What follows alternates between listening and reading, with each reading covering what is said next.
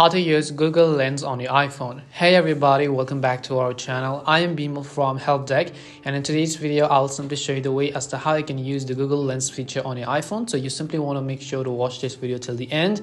Now before we get to the video, if you don't know what Google Lens is, then Google Lens is basically a feature that is used to search up images and look for them online. In order to use Google Lens, first of all, open any of the app, but I would personally recommend you actually use the Google Photos app because it's very convenient to search for images from the Google Photos app as well.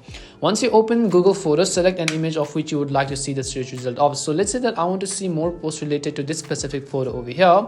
All you have to do is on your iPhone, at the bottom of the menu icons, you have to tap on this little lens button which you see, which is right also beside the trash icon and between the filter icon as well. So just go ahead and tap on it.